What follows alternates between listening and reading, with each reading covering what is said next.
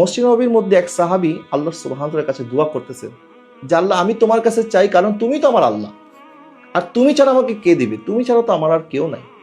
নবীজি সাল্লাল্লাহু আলাইহি ওয়াসাল্লাম তখন আরেক সাহাবীর মাধ্যমে তার কাছে খবর পাঠাইলেন যে তুমি তাকে গিয়ে বলো যে আল্লাহ তার দোয়া কবুল করে নিয়েছে।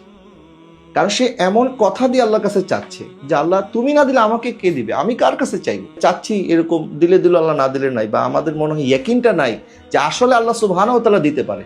দেওয়ার মালিক তো আল্লাহ সুবহানাহু ওয়া তাআলা, পৃথিবীর কেউ তো আমাকে দিবে না, মানুষ তো উসিলা হয়ে আসে, হয়তোবা কারো না কারোর মাধ্যমে আল্লাহ পাক আমাদের কাছে সাহায্য পৌঁছে, সেটা তো উসিলা মাত্র, কিন্তু দেনেওয়ালা তো আল্লাহ সুবহানাহু ওয়া তাআলা। তো আল্লাহ পাকের প্রতি যখন আমরা সেই সুধারণা পোষণ করব, আল্লাহ পাক ইরশাদ করছেন যে আমি আমার বান্দার ধারণা মতো, আমার বান্দা আমাকে যেরকম ধারণা করে আমি তার সাথে তেমন আচরণ করি। আমরা যখন আশা করবো যে আল্লাহ পাক অবশ্যই আমাকে এই অবস্থা থেকে মুক্তি দান করবে, দেখবেন যে ইনশাআল্লাহ আপনি কোনো কাজের মধ্যে ঠেকবেন না। কখনো এই কথা মনে করা যাবে না যে আমার জন্য সমস্ত দরজা বন্ধ, আল্লাহ তো আমার দিকে আর কখনো ফিরেই তাকাবেন না। আল্লাহ হয়তো এই জন্য সমস্ত রাস্তা বন্ধ করে দিয়েছেন আপনার জন্য, আমার জন্য, যে দুনিয়ার মানুষের প্রতি যেন আমরা কোনো ধরনের আমাদের মোহতাজি না থাকে, আমরা যেন তাদের প্রতি সম্পূর্ণ অমুখাপেক্ষী হয়ে যাই। এটা যেন আমরা বুঝে যাই যে আসলে দুনিয়ার মানুষ আমাকে কিছু করতে পারবে না। আল্লাহর প্রত্যেকটা আম্বিয়া আলাইহিমুস সালাম আল্লাহর এতটা প্রিয় ভাজন, কিন্তু তারপরে ওনারা আদব সহকারে কিভাবে চেয়েছেন। আদম আলাইহিস সালাম যখন আল্লাহর কাছে দোয়া করেছেন কি বলেছিলেন? রব্বানা যালামনা আনফুসানা ওয়া ইল্লাম তাগফির লানা ওয়া তারহামনা লানাকুনান্না মিনাল খাসিরিন। আল্লাহ আমি নিজের প্রতি জুলুম করেছি, আল্লাহ আমি অপরাধ করেছি। তিনি অপরাধী না হয়ে আল্লাহর কাছে বলছে আমি আমার প্রতি জুলুম করেছি।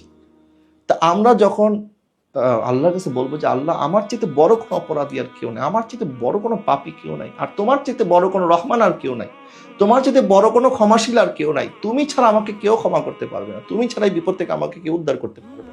দেখেন হযরত ইউনূস আলাইহিস সালাম মাছের পেটে যখন উনি আটকা পড়েছেন কি বলেছিলেন? লা ইলাহা ইল্লা আনতা সুবহানাকা ইন্নী কুনতু মিনাজ জালিমিন। আল্লাহ আমি জুলুম করেছি, অথচ উনি তো জুলুম করে নাই।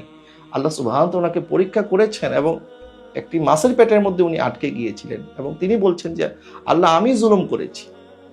আসলে আম্বিয়া আলাইহিস সালামগণ আল্লাহর এত প্রিয় হওয়ার পরও দেখেন ওনাদের ভাষাটা কি, চাওয়ার আদবটা কি, আল্লাহর কাছে কিভাবে চাচ্ছেন যে আল্লাহ আমি জুলুম করেছি, আমি অন্যায় করেছি, আমি অপরাধ করেছি।